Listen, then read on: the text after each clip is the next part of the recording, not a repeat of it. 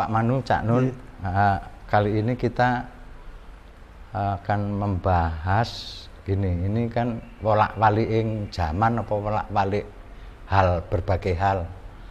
Awan dadi bengi, bengi dadi awan. Terus serangga tiba-tiba dituduh menjadi hama, padahal kan hama itu apa dan sebagainya. Nah, kira-kira itu yang coba kita jelentrehkan mumpung ada Pak Manu ini. Mungkin dari pengertian tadi itu saya kok serangga kok dadi hama. Serangga itu kan ada walang, ada kutu-kutu. Kalau di wayang itu kutu-kutu walang atau gon apa nggih. Kok iso-isone dituduh dadi hama. Padahal kan ular makan apa, terus ini makan apa, nah tiba-tiba dianggap sebagai hama gitu. Ya.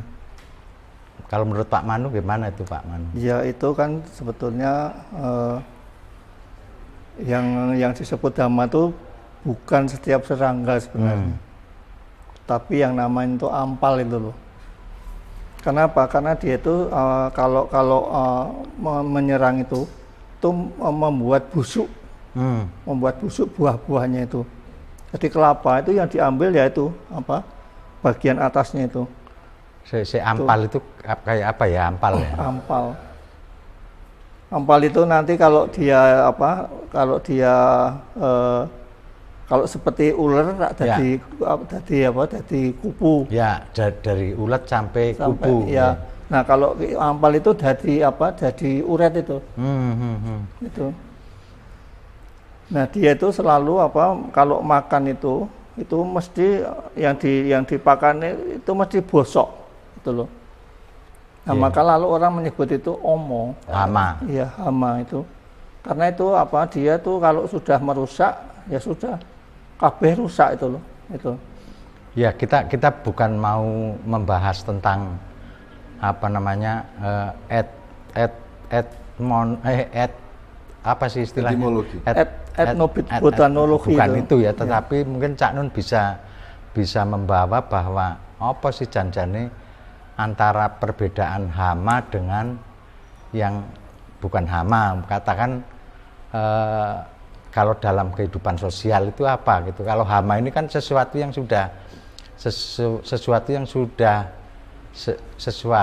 merusak sebetulnya itu.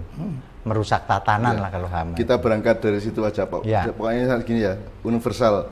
Hidup ini ada sesuatu yang membangun, mensejahterakan, ada yang lain yang merusak, yang membusukkan. Ya, itu. Kalau dalam negara berarti ada yang bagian membangun, ada yang bagian merusak. Misalnya koruptor. Ya. Kalau dalam kehidupan sosial, koruptor itu mungkin ada maling, pencuri, perampok, jambret, copet dan lain-lain. Itu kan. Ya. Terus kemudian kalau dalam kehidupan alam itu ada hama, ada virus, ada macam-macam yang urusannya sama, yaitu membangun kesejahteraan atau merusak kehidupan, kan begitu. Nah, sekarang kalau jadikan di antara koruptor atau maling, jambret, copet, terus ada hama, ada virus, ada penyakit, ada segala macam, itu kan ada sifat-sifatnya toh. Ya. Saya pernah mendengar Mas Manu itu mengatakan bahwa kalau hama itu tidak seperti maling. Kalau maling itu dia berpikir, punya hitungan, jadi dia siapa yang dimalingi, siapa yang akan dia jebol rumahnya, terus kapan, jam berapa, lewat pintu mana atau lewat tembok sebelah mana, semua ada hitungannya gitu ya. Kalau hama itu kan tidak ngitung waktunya kapan, sikat saja, siang malam 24 jam. Kalau pakai hitungan tadi maksudnya kan kalau di dalam tradisi Jawa ilmu titen itu kan maling aja ngitung. Yang saya maling arah sebelah mana, utara apa selatan apa tenggara.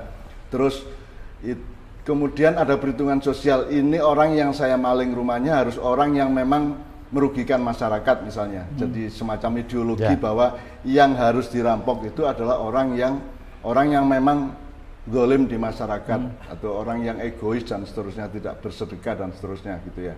Jadi ada pertimbangan, ada hitungan. Kalau hama kan tidak peduli mau orang miskin, mau orang anak kecil, mau orang tua, jam berapapun saja kan. Nah, di dalam kehidupan manusia ya ada yang hama seperti itu. Monggo Mas Manu, kira-kira bagaimana yang jelentrehke? Ini saya memakai sumber tekstual aja ya. Itu ada teksnya yang bernama Slokantara. Kemudian juga ada namanya Warhaspati Tatwa. Kemudian juga ada teks Mahatatwa Jnana. Jadi di dalam kehidupan masyarakat ini ada yang disebut dengan nama Caura. Caura itu pencuri. Itu. Nah, tetapi pencuri di dalam tradisi Jawa kuno itu tidak seperti pencuri yang kita maksud sekarang ini. Karena yang namanya Caura itu dia itu orangnya itu memang punya ilmu ya, punya pengetahuan. Jadi memang orang pintar. Jadi untuk menjadi Caura itu harus dia harus belajar betul. Dia harus tahu astronomi. Dia harus tahu tentang kehidupan sosial. Kemudian dia harus tahu tentang teknologi arsitektur ini. Bicaranya jebol rumah barang itu. Nah, jebol kunci tanpa merusak. Iya. Itu jadi bisa mereka itu punya pengetahuan yang memang pada waktu itu memang diajarkan di lingkungan Prabrahmana. Jadi komprehensif ya Mas ya.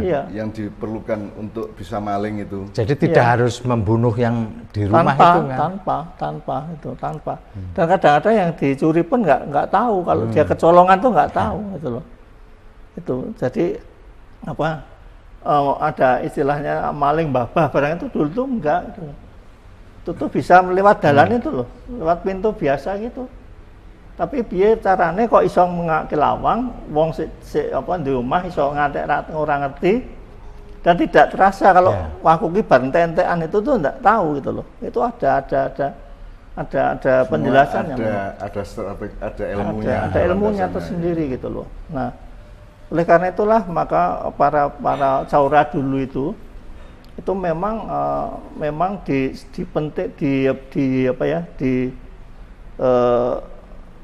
punya fungsi lah di dalam masyarakat itu. Jadi Caura itu memang berfungsi untuk apa? Untuk menata kehidupan sosial juga. Nanti kalau kehidupan sosial itu sudah boleh dikatakan situasi chaos begitu. Ini Caura ini harus berperan gitu. Untuk menyeimbangkan kembali itu seperti pekerjaan sistem ya.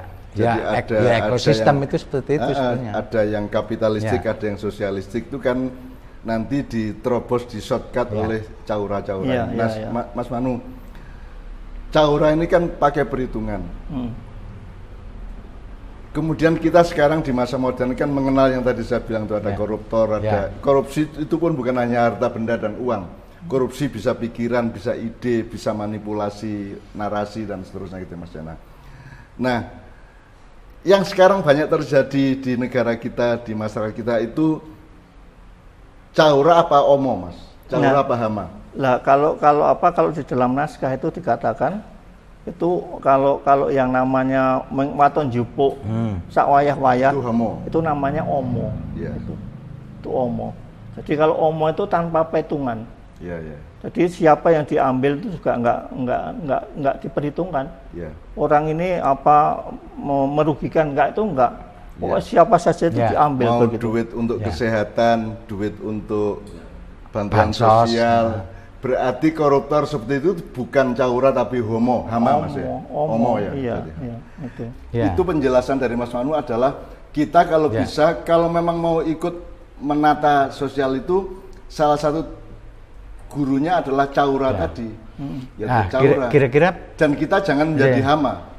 Kira-kira perubahan dari Caura, fungsi Caura menjadi Hama. Itu mulai apa itu Pak Manu? Sama seperti serangga juga tiba-tiba berfungsi menjadi hama padahal dulu bukan hama. Iya, itu kalau menurut catatan itu catatan dari naskah-naskah yang agak baru itu ya. Itu mulai tahun 60-an itu mengalami seperti itu. Tahun 60-an. Iya. Jadi di situ tuh sudah tidak ada perhitungan lagi untuk apa? Untuk mengambil sesuatu itu enggak Kalau pakai saya lagi. boleh membuat semacam hipotesis ya Mas ya. Kan karena kita memang merdeka 45 ya. Itu kan kita meloncat dan tiba-tiba bukan diri kita. Jadi termasuk pitungan-pitungan hari, bulan, dan semua strategi-strategi sosial, budaya dan apa saja kan tidak kita pakai lagi. Tiba-tiba kita jadi orang Belanda, tiba-tiba kita jadi orang modern. Nah, puncak dari kebingungan bangsa kita itu tahun 60-an itu mungkin. Karena yang lama udah hilang, yang baru belum bisa kan gitu. Betul, kira-kira seperti itu. Itu kan juga nyangkut juga kepada, kalau ngomong petungan itu kan juga, kalau di Jawa ini kan juga ada hari pasar ya, yang semuanya itu 35 hari ada pasar kewan, ada pasar alat pertanian, ada pasar kerajinan, itu kan selalu nama pasar itu berkaitan dengan lama produksi, pasar pon, pasar legi, pasar kliwon, pasar paing. Masa ini kira 24 jam pasar. Nah ini kan ada benturan lain dari agama toh. Jadi nanti ada tokoh-tokoh agama mengatakan pon, wagi, kliwon itu klenik, itu tahayul, itu musyrik dan seterusnya. Itu kan menambah hancurnya apa yang sudah petungan tadi. Hancurnya petungan. Jadi itu kan muhasabah sebenarnya. Kan memang beda dong jam 12 siang sama dong 12 malam. Kan begitu kan. Binatang yang ada waktu itu aja berbeda. Zaman dulu itu kan orang tua kita kan selalu menyarankan ojo bertransaksi di malam hari, kan itu juga pitungan. Nah, kira-kira kados pundi Mas Manu itu? Ya kalau dulu seperti itu ya, bakulan gitu ya. Itu bakulan itu tuh tidak boleh, memang malam hari itu nggak boleh. Itu kan itu dari dalam teks Jawa kuno namanya kan Baniaja. Nah itu memang dia itu karena dulu itu kalau bertransaksi itu mesti di tepi sungai dulunya. Waktu sini seperti misalnya Sungai Winongo itu kan dulu ada pelabuhan yang di situ tuh tempat transaksi itu. Nah itu kalau malam kan nggak mungkin dilakukan itu, nggak mungkin itu. Sehingga jadi sebenarnya pitungan-pitungan atau pasaran-pasaran itu kan ada rasionya. Iya.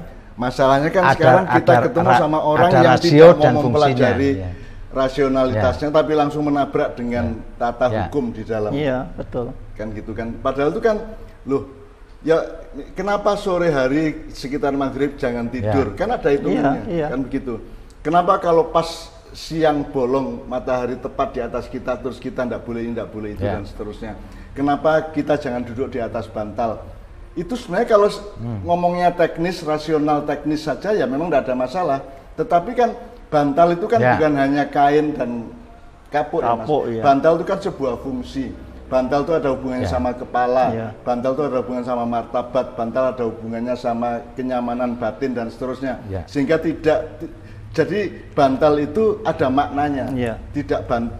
Dia bukan hanya kain dan kapuk kan gitu. Jadi itu kan hilang Mas. Jadi fungsi-fungsi hitungan itu ketika itu berubah itu menjadi eksploitasi yang tadinya dibatasi, tiba-tiba sekarang pasar ya 24 jam. Iya memang. Ngaten itu. Sekarang kita ini semua sudah berpikir secara hama, artinya sudah pokoknya kapan saja, jam berapa saja, di mana saja cari laba, kan gitu kan? Betul. Itu hama, itu cara berpikir hama, kan gitu. Itu cara hidupnya hama. Dan itu mesti melakukan pembusukan itu loh. Dan kalau hama pasti akan berakibat pembusukan. Anunya cirinya itu hama itu menciptakan pembusukan. Nah kalau sudah busuk kan sudah tidak bisa diapa-apakan lagi. Artinya kalau mau ngomong agak diangkat naik ya, sebenarnya perilaku manusia modern ini kan juga tidak dihitung berdasarkan bedanya kecuara sama hama. Jadi kan segala sesuatu kan ada hitungannya. Sholat aja 5 waktu dan tidak boleh bergeser gitu loh kan gitu. Mungkin kembali ke kitab dasarnya tadi yang tiba-tiba ini malah justru berfungsi menjadi pembusukan. Ya. Monggo Pak Manu. Ya, jadi kalau di dalam teks yang saya sebutkan tadi itu seorang Cawra itu kalau umpamanya mau melakukan pencurian, itu dia sudah memperhitungkan. Kalau saya itu wong Kebumen itu, ya. maling Kebumen itu, ya. nggak mungkin saya maling di Kebumen itu, nggak mungkin. Mesti saya malingnya di Banten sana, gitu. Nggak mungkin, jadi tidak yang maling Banten jadi sana. ada pertimbangan keseimbangan sosial. Ya. Jadi menentukan siapa yang dimaling, di mana daerahnya yang kita malingi, terus untuk apa kita maling, kan terbukti ada maling yang diceritakan Mas Manu tadi yang menghidupi sangat banyak orang selama 5 tahun hanya hasil dari 10 kali maling di daerah yang sangat jauh. Artinya ada dimensi keseimbangan sosial yang diceritakan Mas Manu tadi itu. Nah sekarang kan yang ada kan hama semua nih Mas. Memang. Hama ini, jadi orang tidak punya hitungan ruang waktu, tidak punya hitungan hari, minggu, tahun, apalagi sampai pasaran ya. Orang tidak punya hitungan lagi, orang tidak menghitung, pokoknya kapan saja cari laba. Kan gitu. Nah itu berarti kan mental kita mental hama. Iya memang, omo kan. Kita ini mental hama, mental omo kan gitu. Jadi sekarang tuh kita itu seluruh negara ini bermental hama. Ya, di kondisi sekarang yang dimaksud Pak Manu fungsi hama itu udah tidak hanya mencuri benda, tetapi juga udah mencuri pikiran, mencuri narasi, mencuri apalagi di dunia mencuri nilai, mencuri konten, mencuri apalagi di dunia media sosial sekarang itu menjadi tiba-tiba fungsi berubah menjadi hama. Iya. Nah itu yang saya kira tepat sekali yang ciri-ciri yang disebutkan Pak Manu tadi bahwa akhirnya akan menjadi pembusukan. Iya. Nah, kira-kira kalau sudah jadi pembusukan seperti itu terus harus bagaimana itu Pak Manu kira-kira itu? Ya, kalau di dalam teks itu dikatakan kudu dijebol. Dijebol itu. Cara tanduran kudu dijebol. Karena udah nggak mungkin. Oleh karena itu sekarang dalam masa transisi menuju kebusukan dan harus dijebol itu kan harus ada rintisan-rintisan meskipun segmented dan parsial untuk menanam kembali yang bebas hama kan gitu Mas ya. Jadi kan harus benih baru toh nek dijebol toh ora iso dialap. Makanya sekarang kita harus nyicil untuk bikin pertanian sendiri, lahan sendiri, kemandirian sendiri dan seterusnya supaya nanti ada fade out fade in. Jadi ketika memang harus ada yang terjebol. Tapi kita kalau bisa sudah siap dengan tanaman yang baru. Nah hama sekarang kita pahami dari Mas Manu luar biasa. Hama itu adalah segala mental dan cara berpikir atau perilaku manusia yang membuat pembusukan. Yang tidak mikir apa-apa kecuali kepentingannya, mencari laba sendiri, mencari kepentingan, menempuh kepentingannya sendiri, melampiaskan pamrihnya sendiri, tidak peduli di mana saja, kapan saja, itu namanya hama, kan gitu. Jadi Mas Manu apalagi yang penting ini dari catatan tentang hama di dalam naskah itu selalu dikatakan yang namanya omo itu mesti gendong milik, itu loh. Omo itu gendong milik. Punya gendong milik itu Mas. Gendong milik itu punya apa ya? Punya possessiveness. Iya. Jadi pengennya apa tuh wekku, apa-apa wekku gitu. Itu. Jadi egosentris, seluruh dunia harus mengabdi kepada dia dan semua harus menjadi milik dia, gendong milik Mas.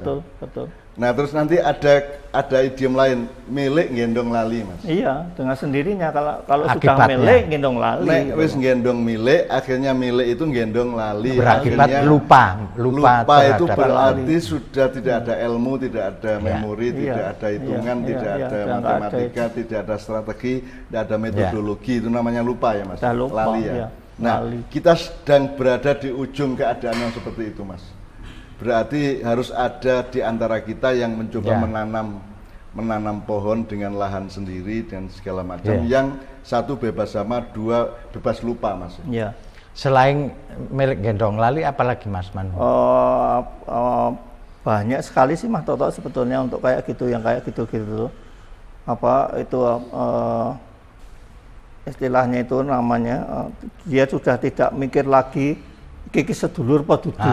Iya, itu hama itu berarti hama itu Mas. Iki anakku apa dudu, iki bapakku apa sapa tuh udah nggak mikir kayak gitu tuh.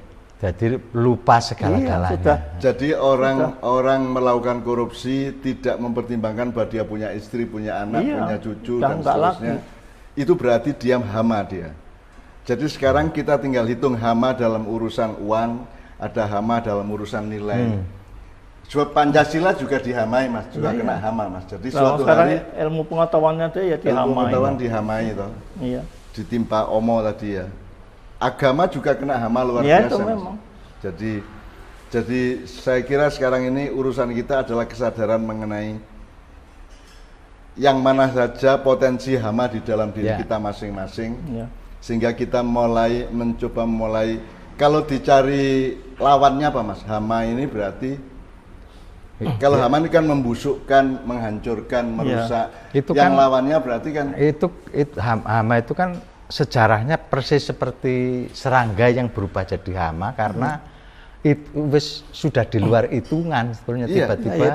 Jadi serangga yang jadi hama itu sama dengan rakyat atau bangsa yang dalam jangka waktu yang bertele-tele dan terlalu lama tidak dihidupi dan tidak mendapatkan habitat untuk menjadi serangga sehingga akhirnya jadi hama. Nah, kita seluruh bangsa Indonesia bisa menjadi hama karena kita tidak punya peluang untuk menghidupkan kebenaran dalam pikiran kita, kebaikan dalam hati kita, dan lama-lama kita sendiri akan jadi hama. Gitu kan. Karena itu tadi apa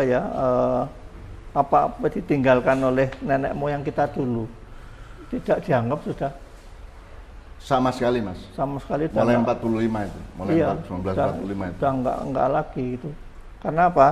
Tinggalan-tinggalan nenek moyang kita yang agung seperti itu udah nggak ada sama sekali, gitu loh. Sehingga kita sekarang ini ya dengan seenaknya saja untuk melakukan itu, mana yang bisa menguntungkan saya ya itulah. Itu pun tidak peduli mau di mana. Tidak peduli sama siapa. Tidak peduli, pokoknya yang penting saya laba. Kepentingan saya tercapai, terserah kapan, terserah di mana, terserah sama siapa, mau anak sendiri, mau sedulur sendiri, mau orang sekampung, tidak ada urusan, yang penting saya laba. Itu berarti kan hama Mas ya. Omo itu omo. Nah ini kan bisa kita temukan, pertama tadi kita membedakan antara pencuri yang pakai hitungan dan hama yang tidak pakai perhitungan. Kemudian kita melebar, ternyata watak hama ini, personalitas hama ini kan terjadi tidak hanya di bidang tanaman atau penyakit manusia, tapi juga terjadi di bidang sosial, politik, budaya dan seterusnya. Agama bahkan. Jadi itu semua terjadi, sehingga saya kira ini sebuah pintu masuk atau sebuah terminologi yang sangat bagus untuk supaya kita menghitung diri kita ini termasuk hama apa bukan, atau kita ini sedang menyirami kehamaan kita apa tidak, kan gitu ya Mas Manu ya. Jadi apa yang cirinya kan satu, bahwa hama itu wis ninggal petungan. Kalau pakai bahasa ilmu sosial ya tidak melalui kalkulasi. Yang kedua mengakibatkan pembusukan. Enggak, nomor dua semua itu berpusat pada kepentingan saya. Ingin gendong lali. Setelah itu baru karena kita egosentris maka kita lupa. Nah, jadi, lupa itu kan sudah lupa ini anak sendiri, ini sedulur sendiri, ini melupakan banyak hal. Sudah lupa semuanya. Lupa itu kan sebenarnya sama dengan gila Mas. Nah, itu yang disebut jamanetan kira-kira gitu kan. Jadi karena kita sudah lupa. Kalau di bahasa wayang ki ono, Cak, eling purwa duksina. Jadi tidak dari awal dan tidak, kemudiannya itu kita nggak tahu. Tidak ingat awal dan kemudiannya. Kita tuh mau jadi apa di kemudian hari itu tuh udah nggak kepikir lagi. Entah kita nanti anak kita itu mau jadi apa tuh udah nggak dipikir lagi. Jadi seperti eksploitasi sumber daya alam itu kan sudah nggak ingat kelak jadi eksploitasi hutan, tambang segala macam yang tanpa hitungan masa depan itu berarti hama. Hama itu. Jadi sekarang banyak sekali policy yang bersifat hama. Banyak sekali perilaku keusahaan atau kepengusahaan yang berlaku hama. Juga di dalam ilmu pengetahuan kata Mas Manu itu sudah penuh oma juga. Jadi kita sudah ini, sejak berpikir gue wis potensi hama. Koruptor itu adalah hama. Karena koruptor juga menimbulkan kebusukan. Dan koruptor tidak hanya terhadap uang negara atau harta benda, tapi juga terhadap nilai, ilmu pengetahuan, bahkan terhadap agama dan seterusnya. Dan sehingga kita harus menjaga diri jangan sampai kita menjadi madhab hama.